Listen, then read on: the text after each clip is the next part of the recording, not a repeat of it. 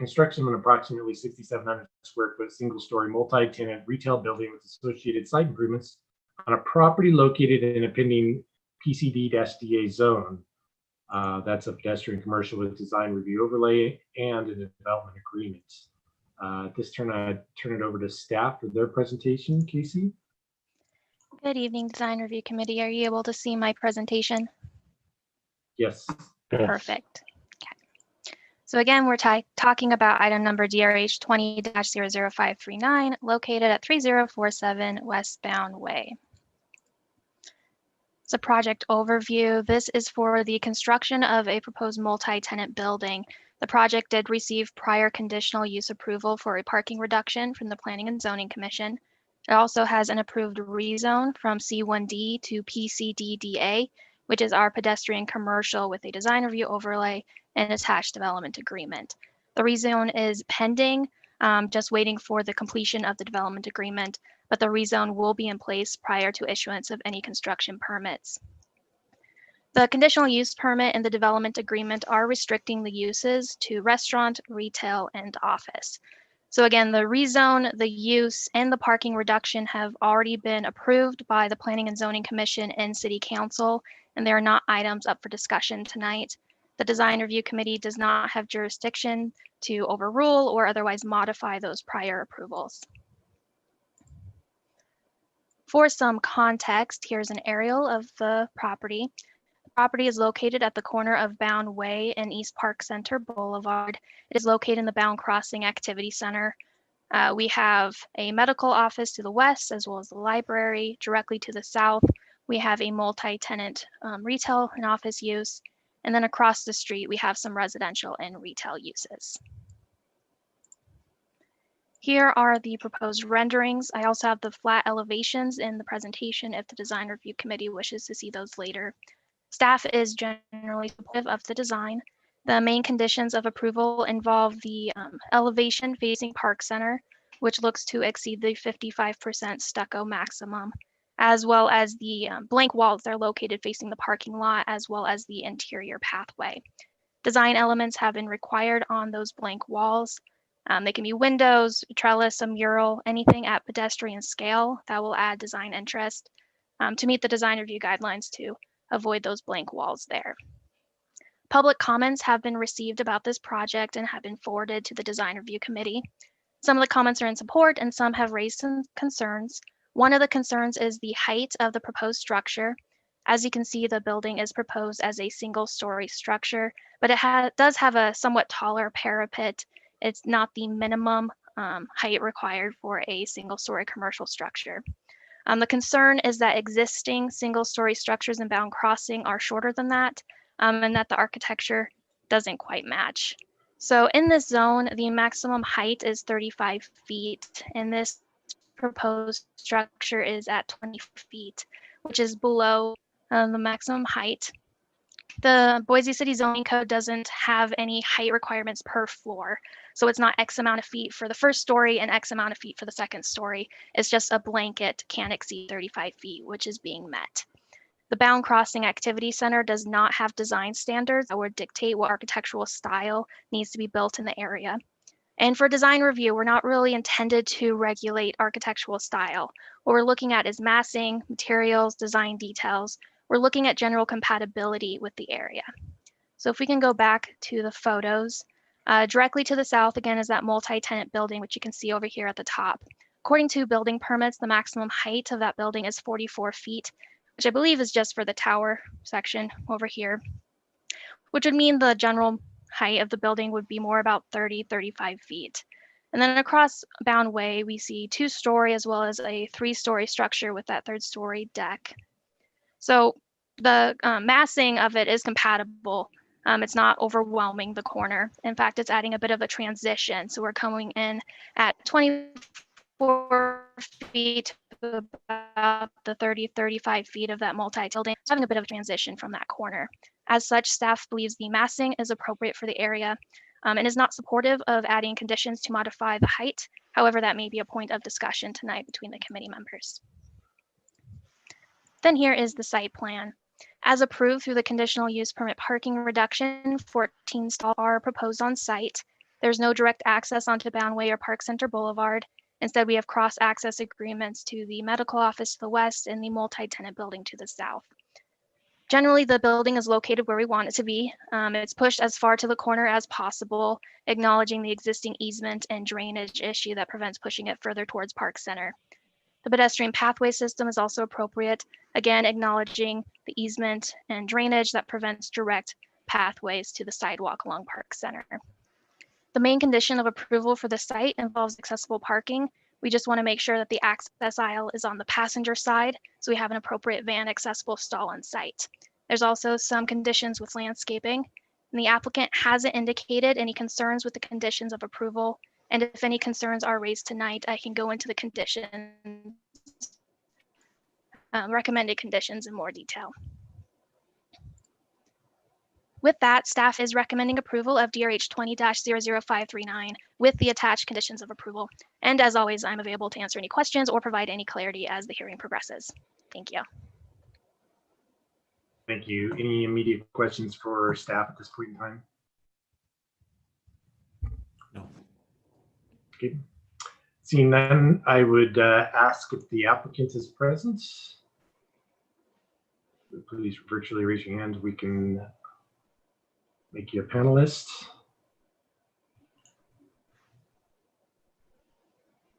Mr. Chair, John Day has been promoted to a panelist and can unmute and speak or present.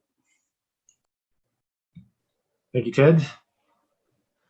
Applicant, if you would please just state your name and address for the record, and you will have 20 minutes for your presentation.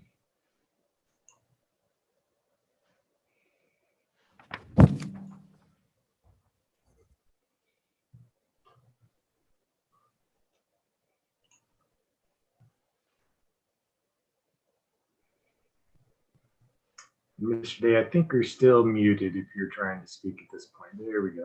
Looks like you're getting there.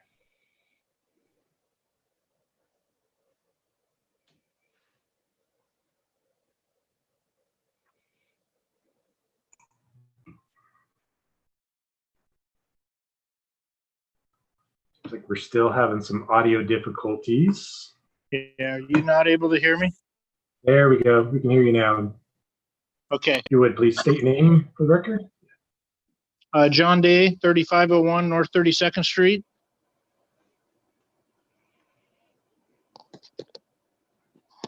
Thanks, John. Go ahead and proceed with your presentation.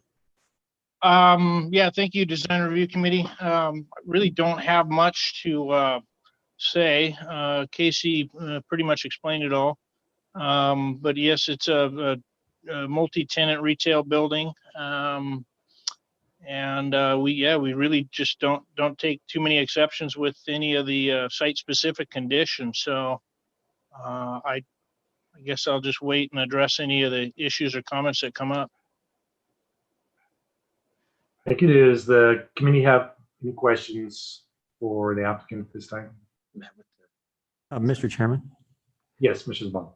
a couple of questions for the applicant. Mr. Day, having read the conditions of approval, can you give the committee here any quick assessment of how you intend to address the van accessible handicap criteria and locating the 10 bicycle spots on that particular site plan?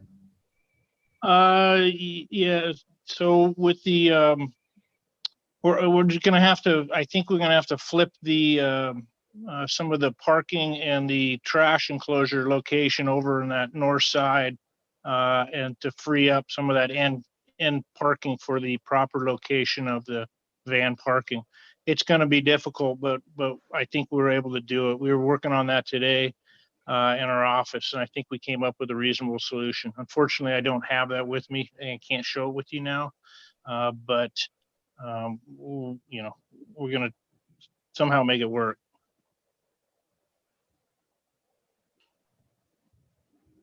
And with regard to the 10 bicycle spots, would those occur on the east side of the building, the street side? Yes. Sorry, those would, yes, we would. We've got that extended patio area, and if we need to find a home for those, we'll find a home for those out there on the definitely on the east side.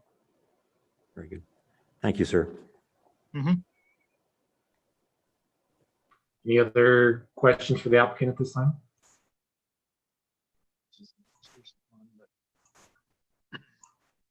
Yeah, ban accessibility here, right? Seeing none, thank you, Mr. Day. At this time, we would, is there any member of the neighborhood association by chance that's here to testify? If you would, please raise your hand virtually.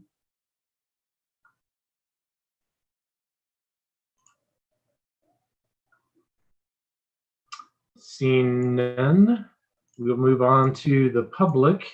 Is there any member of the public who wishes to testify tonight on this item? If you would, please virtually raise your hand.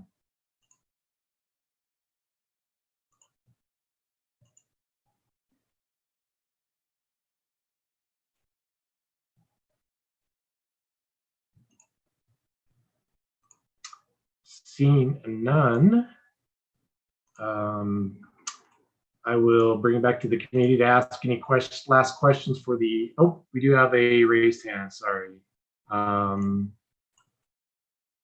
Mr. Lomas. Yes, if you would please state your name and address for the record. Yeah, can you guys hear me? Yes, we can. Oh, wonderful. Richard Lomas, 3067 Southbound Way, number 201. I'm immediately adjacent to this lot. Thank you. So a lot of the stuff Casey brought up, probably some of it came from emails I had sent her, because I was a little bit concerned about the height and sort of the approach, I guess, if you will. This is sort of the final piece in Bound Crossing, and it's kind of a crown jewel location there on the corner. It's now going to be kind of the entrance and the welcome to Bound for a lot of people, because coming off Park Center is where most of the traffic comes from, especially from downtown, from the west. And from the west, if you look at the elevations, and if any of you are familiar with the area, which you probably are, you're really going to see a dumpster and 24 feet of stucco in the back of a building.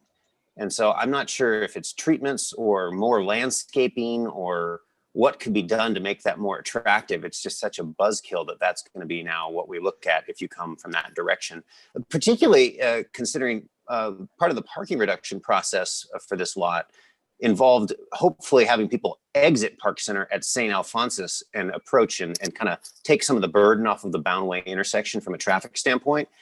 And if you're not super familiar with the area, you're not going to know to turn off there, because it only looks like you're turning into the clinic, and you're not thinking there's anything over there on the corner, because you literally see a dumpster and the back of a building. And so I saw the overview, and I thought, can we do some more landscaping? Can something, and that's where the height came to mind. I mean, this huge monument signage, it's just not very interesting, if I'm being honest. I mean, there's just, I don't know. And there's also like no interesting colors on this building to try to match the existing Bound buildings and really make you feel like we're a cohesive group. It's just kind of, honestly, I hate to say this, it's just a big rectangular box of stucco, and it's just really uninspiring that's the new entrance to somebody who has lived here since the beginning of Bound. So that's kind of was the genesis of that. Is I just thought, gosh, it seems so tall for a single story, and it just looks like a big flat wall from every side, no matter how you look at it. So I don't have much more to add. That was my thought. Great. Thank you, Mr. Lomas. Appreciate your comments. Yeah. How do I turn myself off? I think you can just mute yourself, and then they'll take it from there. And with that, are there any other members of the public wishing to testify on this item tonight? If you would, please virtually raise your hand.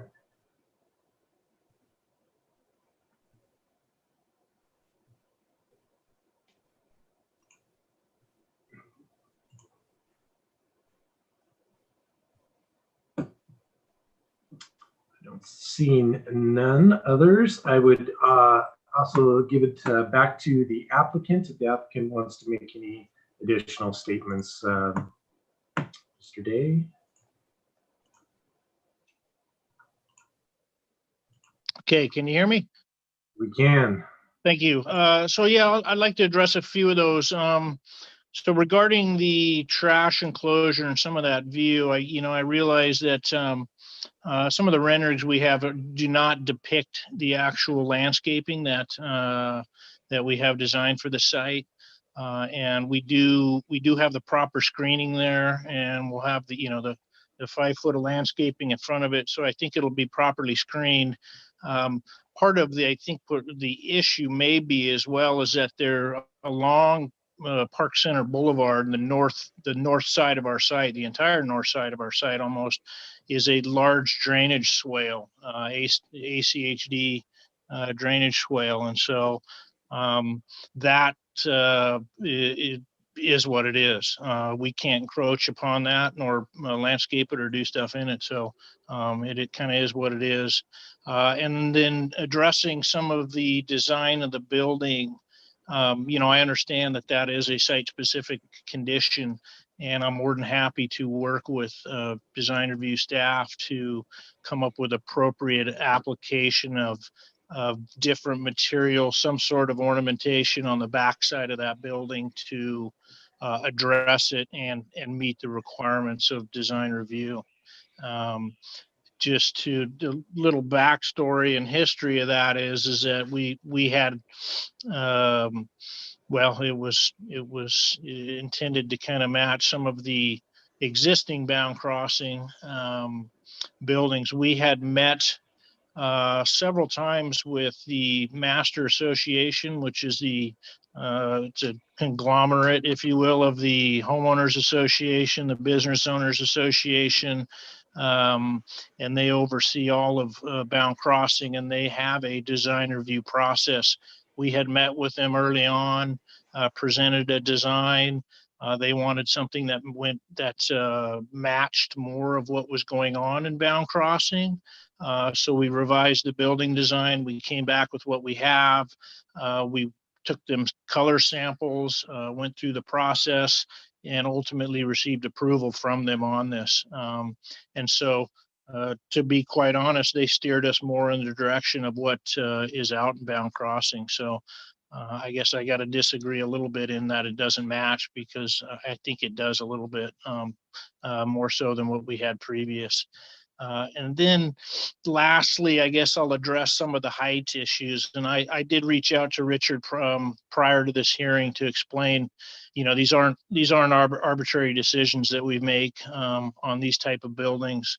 The tenant clientele that we're looking for generally looks for a 12 to 14 clear 14-foot clear ceiling space within the building. This allows them to put a drop ceiling in at 9-10 feet, and then have plenty of room above that to address any ductwork, any kind of mechanical system such as that.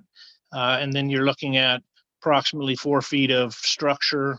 And then generally in these type of buildings with an economical rooftop package unit, and those must be screened. So you start adding that all up and you get around 24 feet, and that's right about where we're at. So I hope that helps. I'll leave it at that. Thank you. Okay, thank you, Mr. Day. Any questions for the applicant from committee at this point? Pardon, was that for me? Nope, I'm sorry, John. That was for the committee to see if they had any questions for you. And looks like we have no questions. Thank you very much. So at this time, I'll close the public portion of the hearing and bring it back to the committee for discussion and a motion.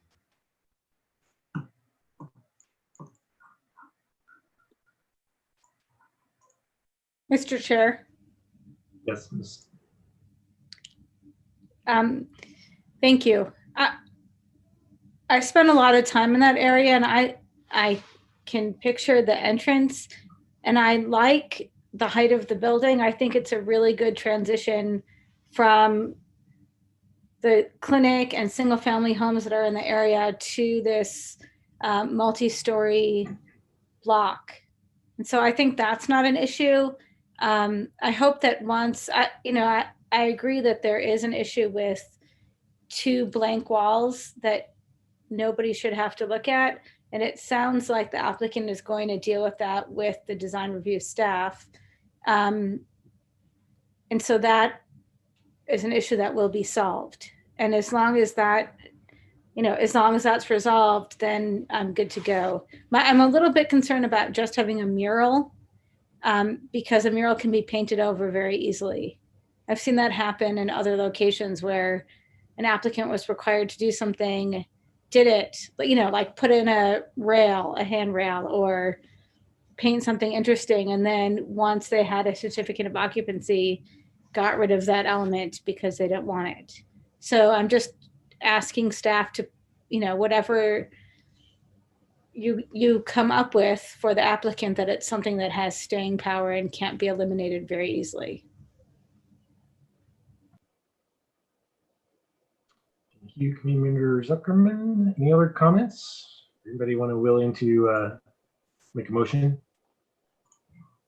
Mr. Chairman, Yes, Mr. Zuckerman. I concur with Commissioner Zuckerman's comments. I was wondering, would the committee consider those blank walls important enough to just come back for an informal work session with us when a design has been created there, for us to take a look at what is proposed? The buildings to the south of this, the existing buildings, the rear of those buildings are pretty grim and utilitarian. They're cluttered up with electrical meters and just really no decoration at all. And this is much closer to Park Center Boulevard and will be more visible for the reasons that the applicant indicated, as far as not being able to do much because of the drainage thing. And I'm thinking those two walls are probably pretty important enough for us to want to know what's been approved as we move forward. Just a thought. Thank you, Committee Member Zabala. Others, thoughts?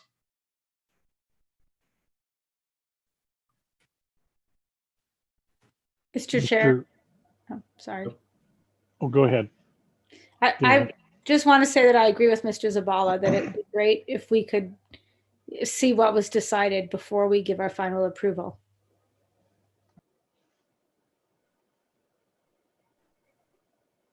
Mr. Chair, Yes. I would like to add, if we agree to do that when the applicant comes back, if the renderings can better reflect the material colors, because it looks like just a beige building, and I see that they have the masonry veneer on there, and it looks, the sample graphic is different than what's on the rendering, and when they come back, just update the rendering so the colors are more appropriate to what's actually going to be constructed. Yep, sounds good. Thank you. I would concur with all statements at this point. Anybody want to make a motion? Mr. Chairman?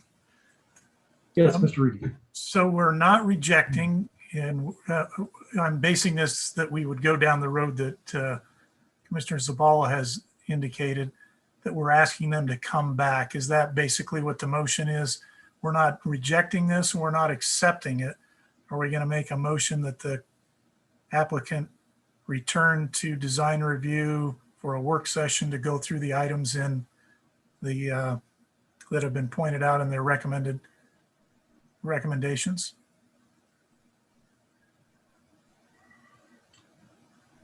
Yeah, I mean, I think what we're requesting is that we are basically approving with the condition that they bring back for final approval of the blank wall solutions. Okay, gotcha. In that case, I'd go ahead and try to make a run at a motion. Mr. Chairman, I move that we approve DRH 20-00539 with the recommendations in the findings of fact, conclusions of law, and recommended conditions of approval noted in the project report, with the stipulation that the applicant appear before design review in a work session to review those modifications being made that are requested in those conditions, including the blank wall and rendering colors, etc. Very good. Second. Thank you so much. And second, thank you, Committee Member Zuckerman. Any other discussions on the motion? Seeing none, Victoria, will you please call the roll? Marsh, Aye. Zabala, Aye. Rudine, Aye. Cowboy, Aye.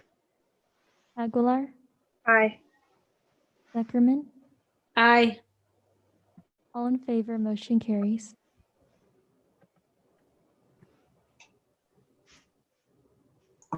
Thank you. Next item to be heard tonight is item number 4, which is DRH 20-00547. The location is 113 South 5th Street.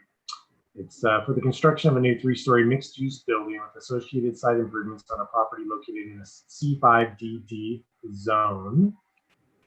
This time I'll turn it over to staff for their presentation. Keelan? Thank you, Mr. Chairman. So we have the subject property. Let's see here. The subject property is about a 0.05 acre lot on 5th Street, north of Grove Street.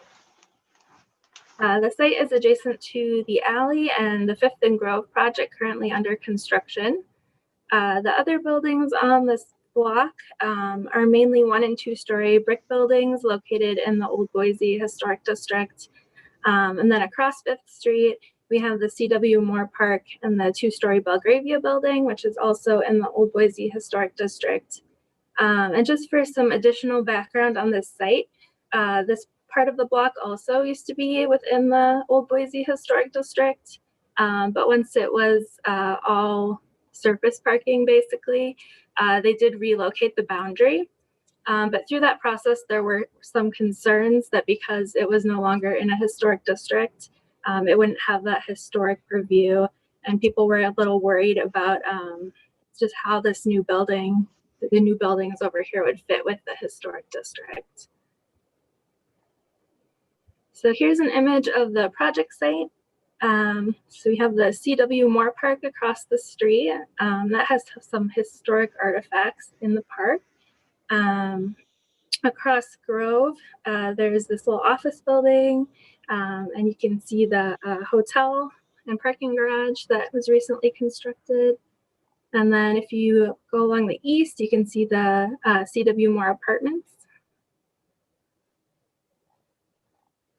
And then this is the chip cookie building on the other side of the alley along 5th Street. Here's a picture of that Belgravia building across 5th Street. And then if you look southeast, you can see the C.W. Moore Plaza building. So the proposed 3-story building does provide a really nice transition between this taller building and some of the smaller historic buildings in the historic district. The property is pretty small and the building takes up most of the site. You do have storefront and the entry along 5th Street. There's some elevated planters along the alley, and then there's a little landscape area in the rear. The first floor is proposed as a retail mercantile tenant. The 2 upper floors are proposed as office, and then there is an unoccupiable green roof. So the applicant would like to further discuss condition A, mainly items 1 and 3.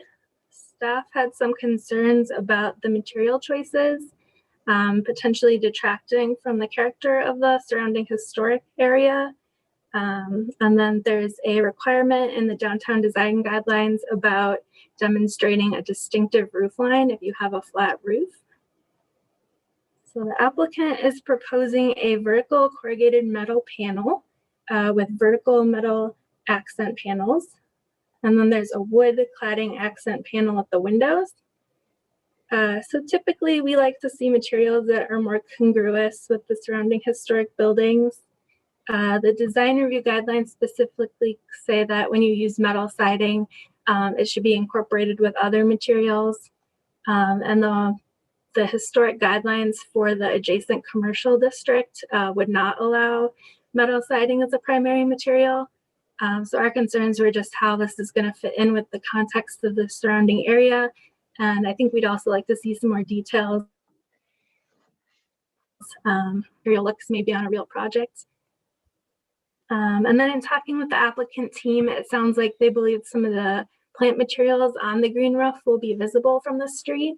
So that might help with that distinctive roof line requirement. And then they also have concerns about coming back for a work session because they're on a tight deadline. So if they do need to come back, I think it might be tricky for us to get them with a work session and the noticing on the next hearing. So in that case, it might be better to defer to a date specific next hearing. But I think their preference is that they would get everything worked out tonight and they don't need to return. So I think Clay Carley wanted to start off the applicant discussion. Thanks, Caitlin. Any quick questions for staff before we transition to the applicant? Seeing none, and I see Clay is present. Sorry, Mr. Marsh. Yes. Sorry, Mr. Chair. So I've had this question quite a few times. What is our, I don't know how to say it, what is our power as far as overriding the design guidelines? And then my next question would be, how do we get the design guidelines changed? Yeah, I have a couple of slides I can share that like show what the purpose of the design guidelines are. So I think as long as you're keeping with the objectives of the design guidelines, I think you have a lot of wiggle room. So we talk about promoting original and distinctive building design. We do want building materials that convey a sense of quality and permanence. And we do want to demonstrate respect for historic structures, but the design guidelines also talk about buildings being of their own time. And we don't want to replicate, obviously, a historic building. So as long as they're respecting the surrounding, they don't need to, there's no specific requirements for what materials and what kind of style a building has to be. Thank you. Thank you. Any other quick questions for staff? If not, I would ask to have the applicants, this is already there. So applicants, you would please state your name and address for the record. Am I audible? You are. My name is Clay Carley. Address is 106 North 6, Boise 83702. Mr. Chair and Commissioners, thank you for having us in front of you. It's good to see you all again. I just wanted to give you some history as a landowner that's been working on building this neighborhood as a family for the past 50 years, what our thinking is about this particular site, because it is unusual in so many respects. Very small, next to the alley, sandwiched between old and new, not in the district, but certainly a part of the district.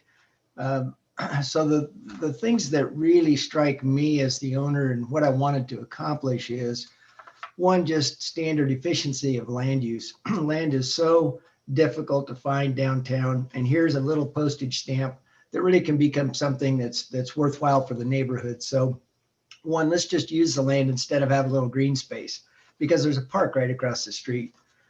Two, mixed use is very important for all neighborhoods, and developing office today, particularly because of the pandemic, is very challenging.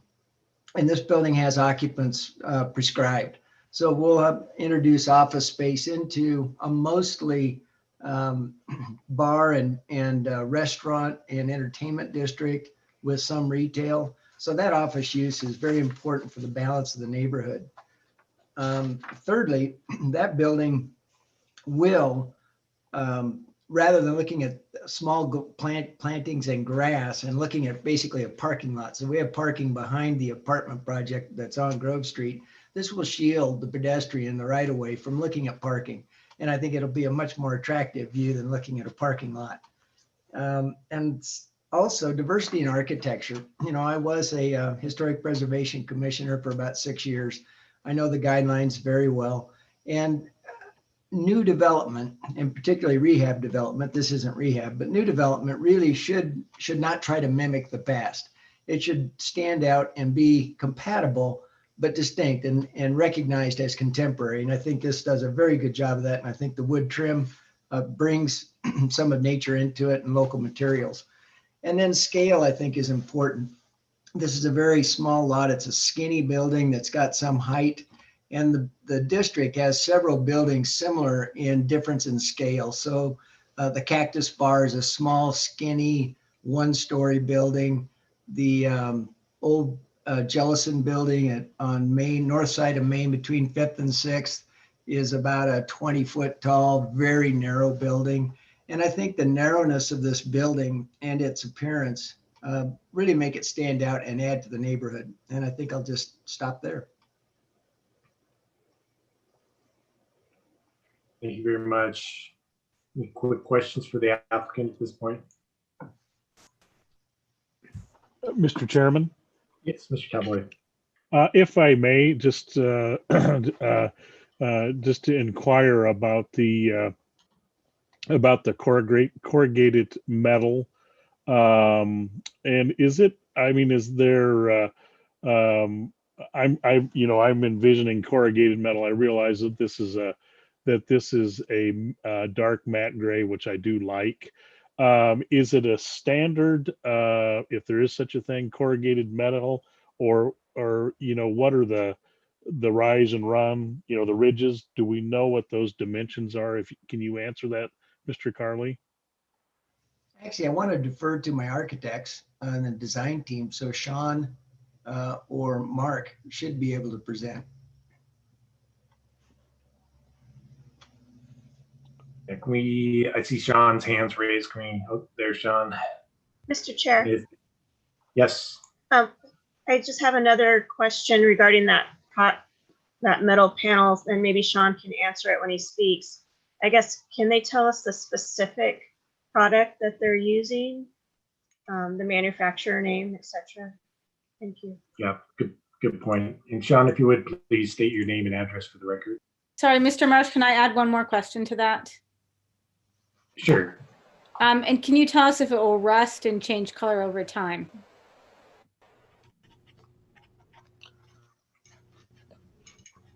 I think we're ready for you, Sean. Okay, thank you, Chairman and committee. How can I share my screen? I have a short presentation here to supplement some of the things that Caitlin presented.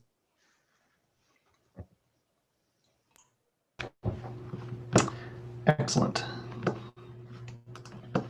John has been promoted to a panelist, so you should be able to share your screen. Okay. All right. Are you able to see my screen now? We are. All right. Thank you very much.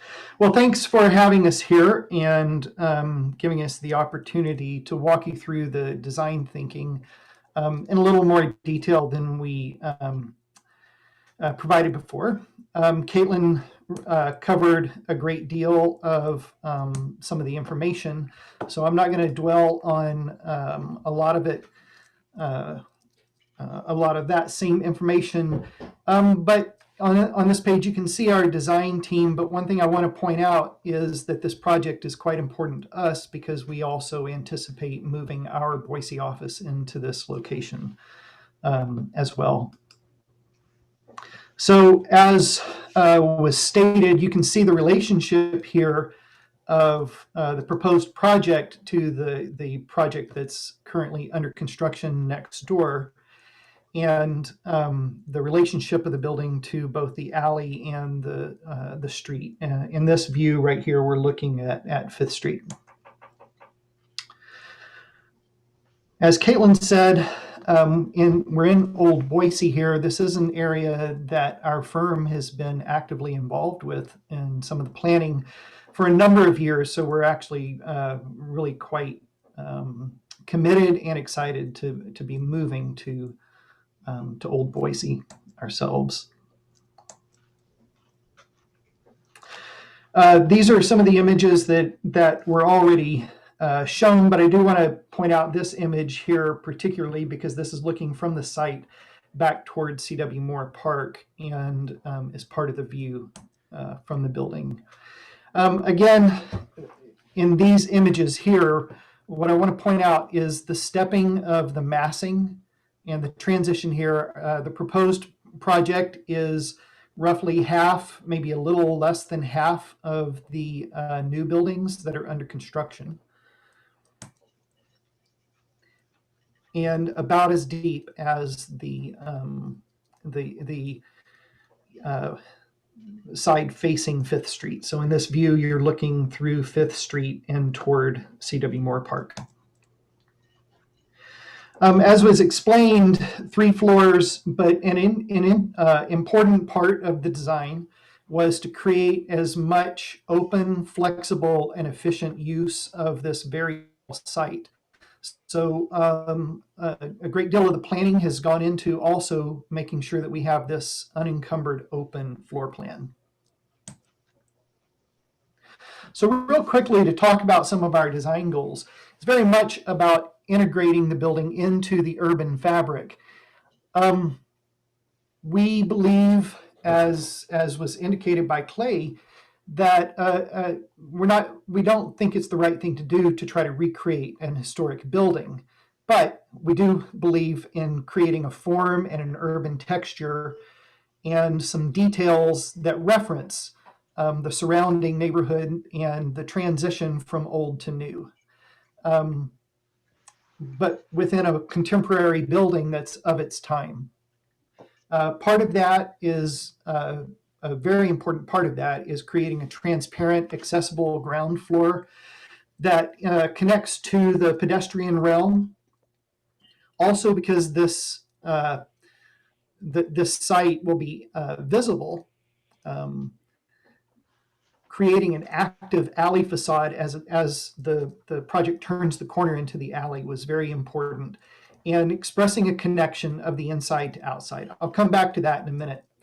But again, part of creating a contemporary building to make that successful is creating high quality materials and detailing, and again, reinforcing the goal to have a light-filled space with natural ventilation and an open, flexible floor plan that's going to be very attractive to employees and tenants, people who are working here. So breaking down the massing, we arrived at 2 simple massing forms, one that becomes kind of a service side and one that becomes the occupied side. It also steps down to create a little more visibility to light and sky from the residential building next door. The proportions of the building are very much what's typical in a traditional urban fabric. It doesn't really, and we felt that keeping the building restrained and disciplined keeps it from competing with other buildings, both the larger ones and the smaller ones in the surrounding area, because we're fitting right in between. And you can see the 2 masses here. And again, here in this image, you can see the stepping of the building down to toward the larger building on one side, and then an activated facade facing the alley. So in keeping with the simple and disciplined form overall, we then needed to make it very interesting, add some detail and richness of both texture and materials and color to that facade with a simple rhythm that moves across the facade of the building, a very urban, traditional form in making a building, with a large ground floor opening into the pedestrian realm, and a small setback area for the office tenant entry. And again, as those windows turn the corner into the alley, it in effect takes what is generally the back of a building and turns that into another frontage and activates that space, creating eyes on the street, eyes on the alley, eyes on the park. And here we're looking at a view back down the alley toward 5th Street and toward the park. So to address some of these the questions about the materials, and I'll deal with that.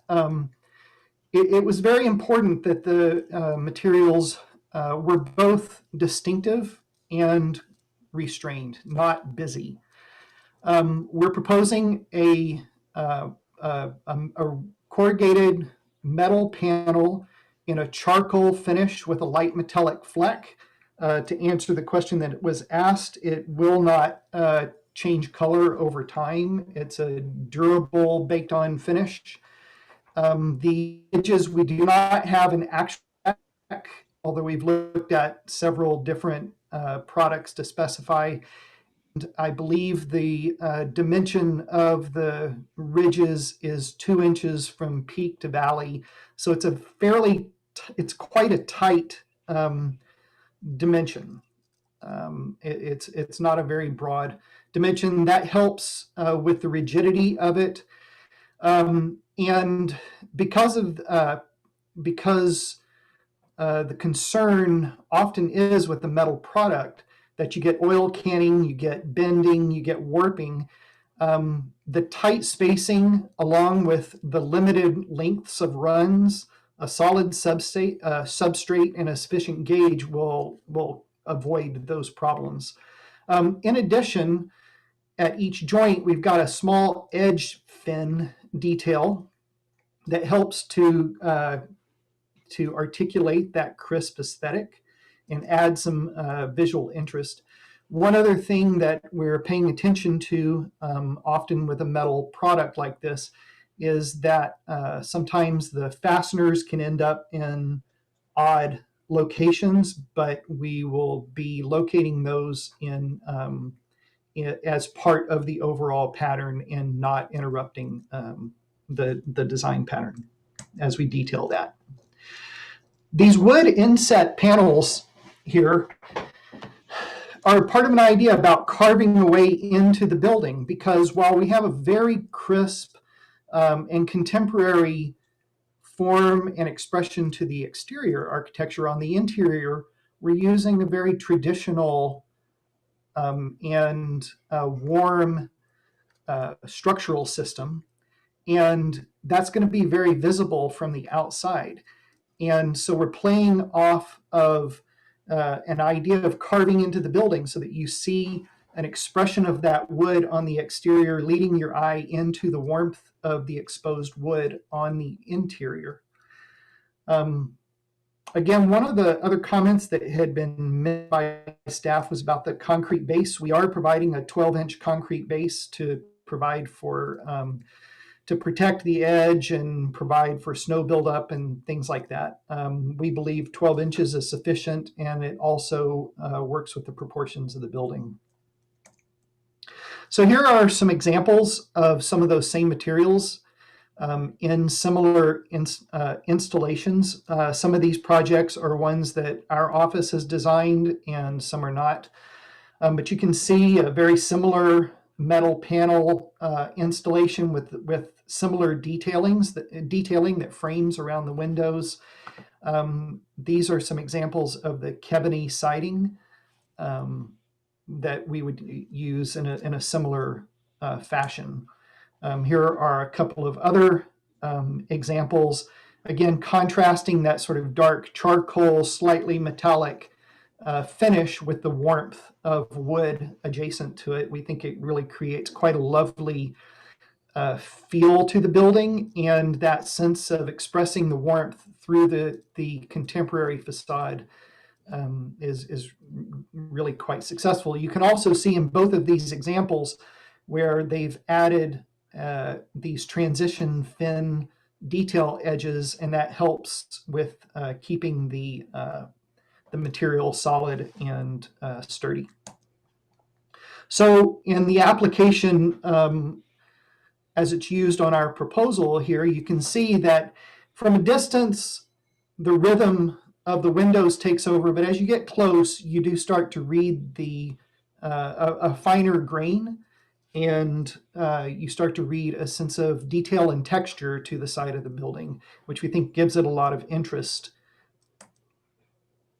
And again, you can see that as it turns around the corner here. And in this section here, there was a question from staff about the depth of the windows. This section kind of shows where those are in here, which I believe is what staff was wanting to see.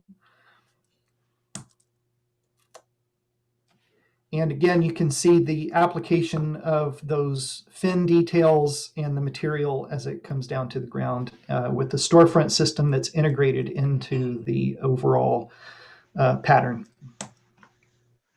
One of the things that I've mentioned that was really important to us was connecting the inside of the building to the outside visually, and both for people inside the building working and from people in the public realm looking in. So you can see the proposed structural system that we have here with the exposed wood and the warm natural color to that. And also we've been successful in creating a fully open office space through there. So this view here is a rendering of the interior office space, and you can see that one of the benefits here too is that it creates an eyes on the park sensibility, and the view from down below looking up, you get that view into the more traditional warm structural system that's in there. With that, I will turn it over to my colleague Mark Sindel to speak a little bit about the green roof and the landscape.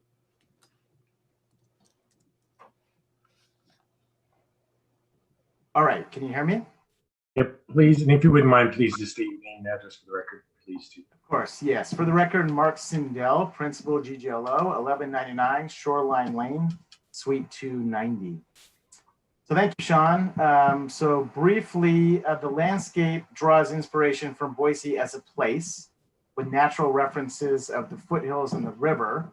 This is a limited but very visible landscape for, as Sean mentioned, quite an urban project with several public sides, including the roof as a public side.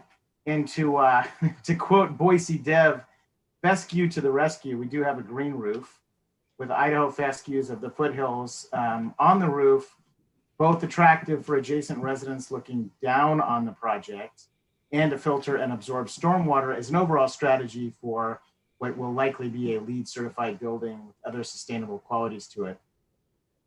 We're also proposing planting on the west side of the project, as Sean mentioned, to filter and absorb stormwater with a Boise River inspired palette of sedges and rushes, which are composed in a simple, crisp way, much like the building, with colors and textures that create a little contrast, again, for that crispness. We also have raised planters along the alley with a similar approach in planting. And then lastly, the limited amount of frontage on Fifth includes street trees and sidewalks per city standards, consistent with the remainder of the new streetscape that's going in with the Lucy project or the Fifth and Grove project. So that's it. Yeah. So following up on what Mark just illustrated, then the last point that I wanted to address was the question about the roof line. And again, we didn't want this roof line to be in competition with some of the other forms around there. So what we've designed will be an additional fin edge with a slight reveal along that the top of the parapet. We believe that'll create this nice sense of depth and shadow. And then as you can see in this image here, you'll get a little peekaboo view of some of the planting on the roof over the top of it. We believe that that'll create a really nice contrast and transition across there. So with that, that's all of the presentation that we had right here. I'd be happy to take any questions. But first, I believe in the process of switching over my video, I neglected to state my name for the record. which is Sean Kennedy, principal at GGLO. Address is 1199 Shoreline Drive, Boise 83702. Thank you, Mr. Chairman. Thanks, John. Questions for the applicant? I've got a couple, but if anybody wants to start, did his presentation answer the other committee members' earlier questions? It answered mine. Okay. One quick question for this. How is the roof access for maintenance of the landscaping that's on the roof of the greenery? Since these drawings were submitted to the city, Mr. Chairman, we've obviously carried on into developing some of the details. So on the, let's see, I believe it's the southwest corner of the roof, there's a mechanical room, and from that mechanical room, there will be a roof hatch with ladder access onto it. Okay. Speaking of mechanical, can you walk through the mechanical systems that I didn't see located any exterior condensing units or mechanical equipment of any kind? Can you kind of walk us through the mechanical systems proposed? Sure. We haven't completely finished the design of that system, but we are in process. It's likely that we'll have two heat pump units and fan units on the roof. Those will be screened. They're approximately, I don't have a spec for the material, for the unit itself, but I expect that they're probably about 3 feet square and maybe screened by a 2-foot screen that will blend into the landscaped roof. Thank you. Was one of the images that you had one of your own projects that had the flat metal panel below the glazing? Yeah, just questioning that material. Obviously, we'd like to see that as flat as possible without any oil canning. I just didn't know if you could provide us a little bit more information on that product or installation. Certainly, and this is a project that we recently completed in the Seattle area. I don't remember the specific spec, although I could certainly get it for you if that was something you wanted me to follow up with. But it is a metal panel with a backing, a solid backing to it so that it doesn't warp or pull away. And it's got exposed fasteners that create a pattern along the edge of it. It's a pretty heavy gauge metal material. Yeah, no, it looks good in this picture. And if it's going to be something similar to that, I think that's going to be that'll be a nice material. If you could go to the wall section slide that you had. I do believe this is a nice looking building. Concerns with us on this is I know there's a 12-inch concrete kind of exposed stem wall at the base, but it appears that the metal is actually proud of the concrete level below. Just concerned on, bumps and scrapes and some of the things that go down the street with metal panels that dent and then aren't exactly easy to repair and paint. Just if you guys considered that. That may be a bit of a function of the rent in here. I certainly I can certainly assure you that as we develop the construction detailing there, we'll be taking that into account. At the moment, though, I think what you're seeing in this image is a shadow line. But I know that the way that the model was built is to have the metal panel, the furthest portion of the metal panel out in plane with the concrete. Thank you. Other questions from any of the committee members for the applicant?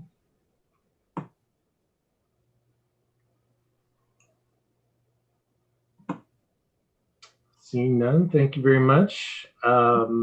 This time we would see if there's any members of the neighborhood association that's here tonight to testify. If you would, please virtually raise your hand.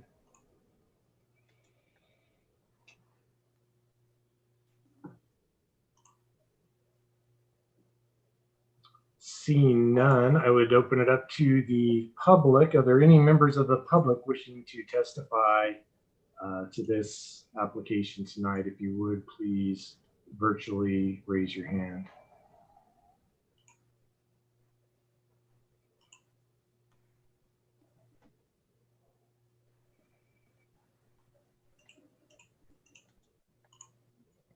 And I see no hands being raised, so I assume there's no adverse public testimony. Any last questions for the applicants or any last words for the applicants?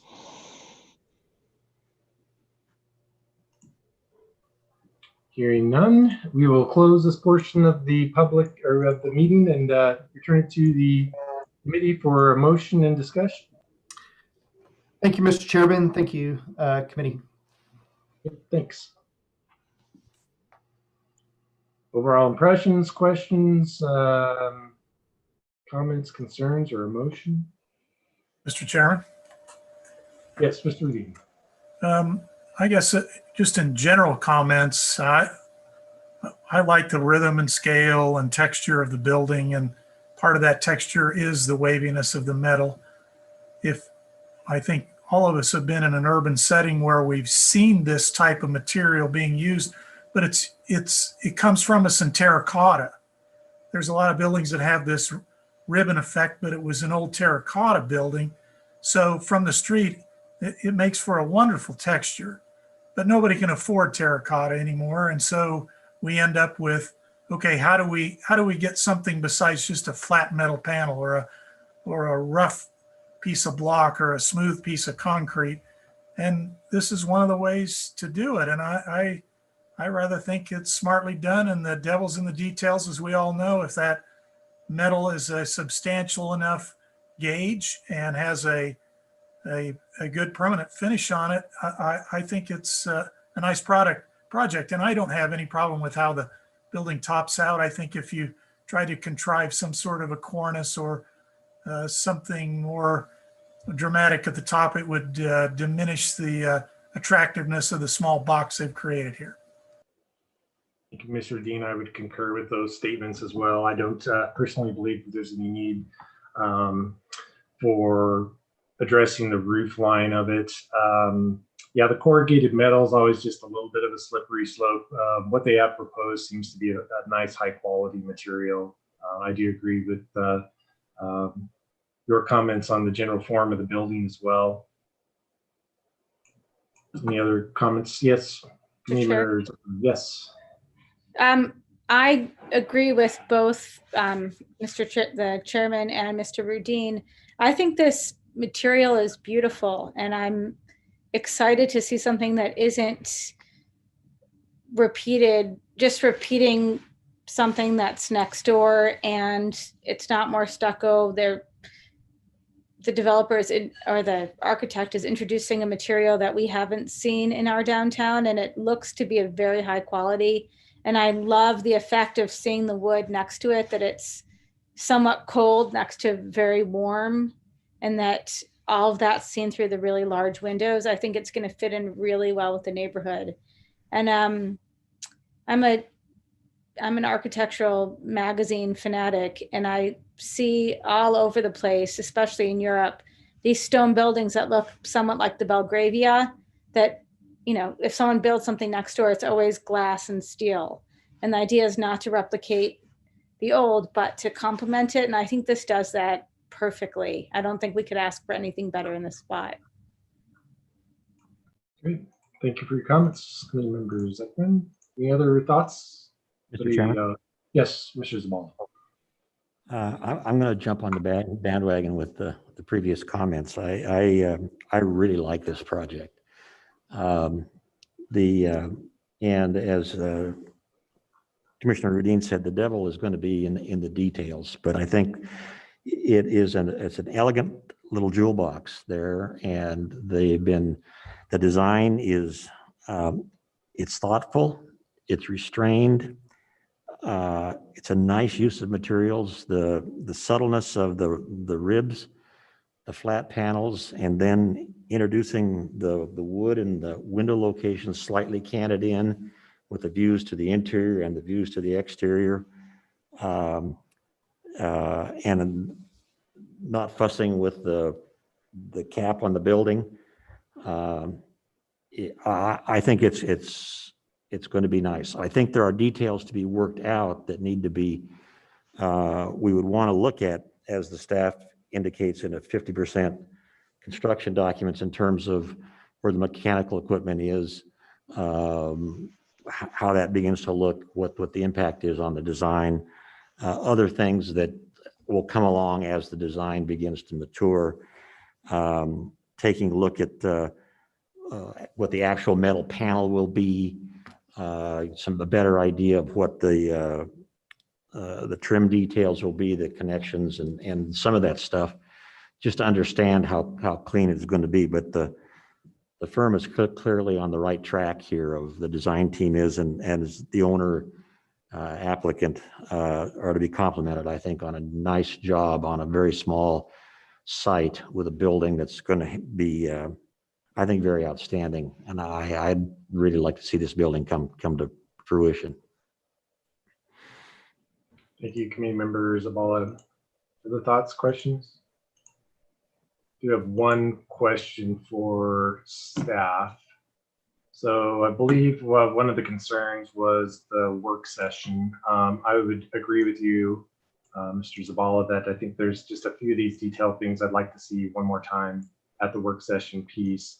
But I believe the applicant had some concerns on the work session. Is that just a timing thing? Can you give us just a little bit more information on your conversations with the applicant? Yeah, I think if we want to reference the applicant again, just to clarify their timing needs, but I think for us, it's faster if we defer to a date specific hearing, because then we can get them on the very next hearing. If we do a work session, it's a little bit more strenuous on us to try to get noticing done and all of that. And that date specific next one would be next month. Yeah, February 10th. Okay. Mr. Chairman, will that be enough time for the design team to really come back to us? That's not very, that's a 30 days away, and I don't know how quickly this will move forward. I guess, would the committee like to reopen the public portion so we could address that with the applicant? I'm seeing some nods. So at this time, I'd open up the public portion, back to the public portion of the testimony, and ask if the applicant is available, if we can ask him some timing questions concerning bringing this back to in front of the committee. So looks like Dean's got his hand raised. Dean, as soon as you're available, would you please state your name and address for the record? Sure. Thank you, committee. Dean Pape, 1199 Shoreline, Boise, Idaho, 83702. Can you guys hear me okay? Can. Okay, great. Appreciate your time this evening. I would echo a lot of what you are saying. We are extremely excited about this process. The design team has done an amazing job. What I would consider a fast track to get this project moving forward. In all honesty, the reason we're trying to move this forward is because of construction costs and the active projects that we have adjoining this parcel. The ability to get some of this work done simultaneously while the projects are being done next door. We're using the same contractor, and the hope is to use the same contracting pool that's there. I believe, and I'll let the professionals that are a part of our team step in, but I believe coming back in 30 days is an option. I think we can focus on those areas of concern, which really I think are the details, the materials on the exterior of the building. But our intent is to get into the permitting process as quickly as possible. And I'm not sure if there is a caveat with being able to submit permit while we're working through some of these details, but I believe within 30 days, we'd be able to come back and provide enough detailed information to get everyone very comfortable with the final condition of the building or what we intend to submit to the permitting department. It may be helpful if we got some specific questions. It sounds like there's a couple that are kind of floating out there, so we could focus efforts on those and bring those back specifically if there's more than just the exterior material. But I'm going to step back and probably some other folks on our team might be raising their hands to give us a little more detail. Thank you all for your time. Thank you. Looks like Sean got his hand raised. Sean, if you would, please, when you are able, please state your name, address again for the record. Sean Kennedy with GGLO, 1199 Shoreline Drive, Boise 83702. Yes, to follow up on the question with Dean, certainly from our side, the design team side, we can pull things together. If the meeting, I guess I have a question for staff. If the meeting is on, I'm sorry, what was the date that you referenced? February 11th, 10th? February 10th. February 10th. How much in advance would we need to provide information and documentation? Staff would need everything by January 26th to get it in the file. Okay. Yeah, it's a very tight timeline. If it's at all possible to be very specific about the items that we would need to address, I believe we can do that. And we're very happy to. We have, of course, made some progress further along with the building since this presentation was put together. But we will need to focus our efforts on answering the committee's questions. Great, thank you. Any questions for the applicant at this point? The committee? All right, thank you. At this point, but also still, since it's open, we'll open up to the public. Is there any member of the public wishing to testify at this point?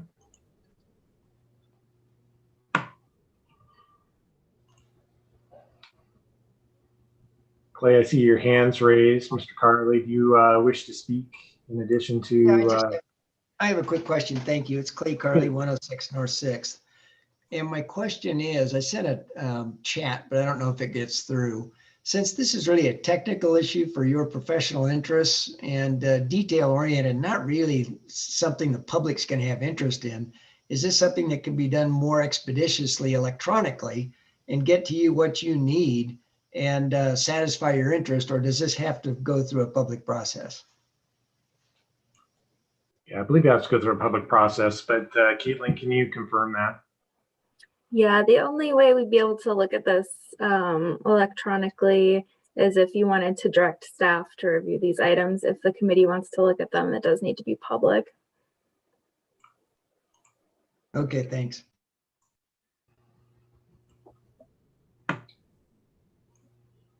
And any other questions from the public? If they'd raise your hands if you wish to testify.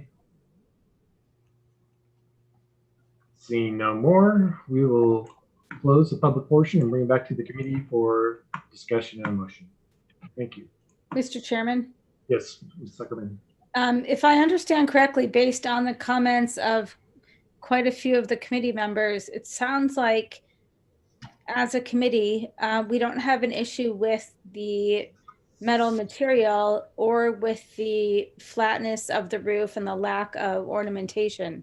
So it sounds like it's just, there are some smaller questions about the mechanicals. Is that right? I'm trying to understand what it is that we're waiting to review for next month.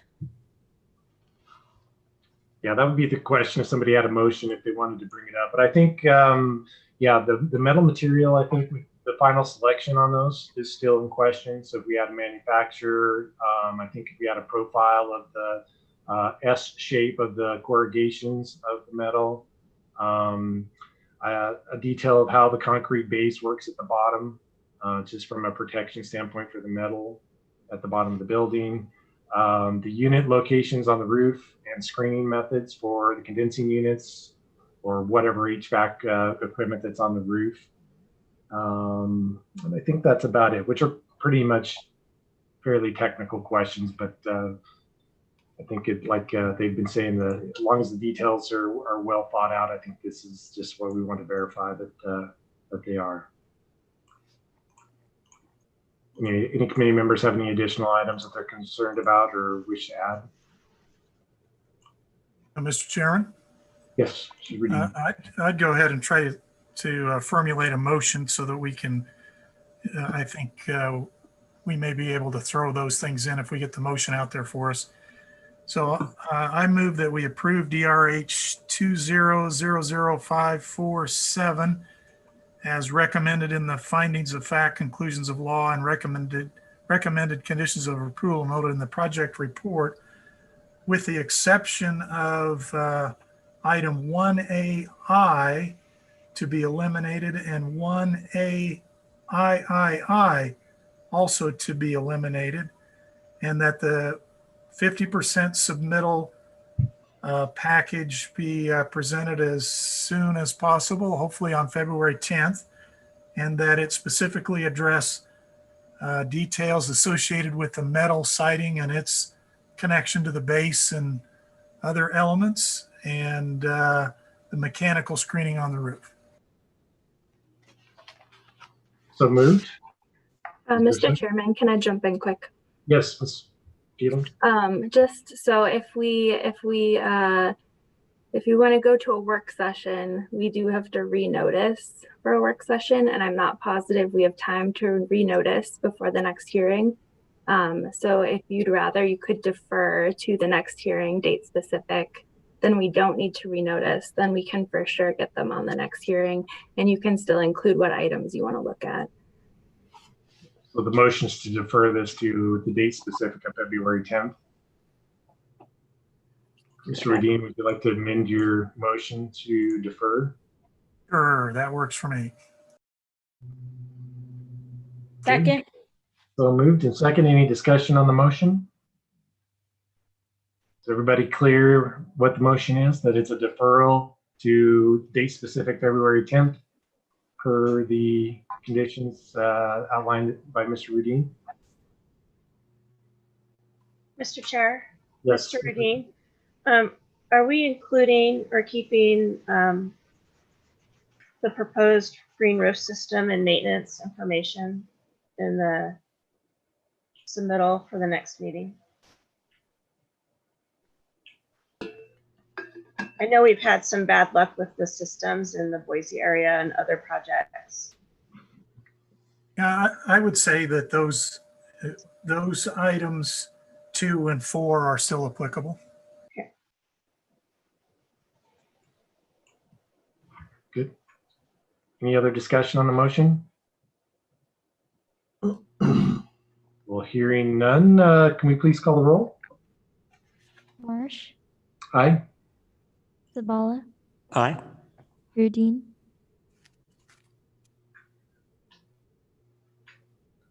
Thank you. Aye. Sorry about that. Talboy, Aye. Aguilar, Aye. Zuckerman. Aye. All in favor, motion carries.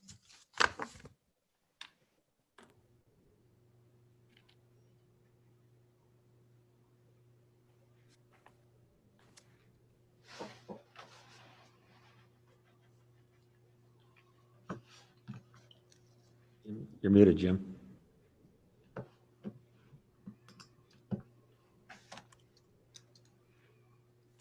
I lost my window somewhere.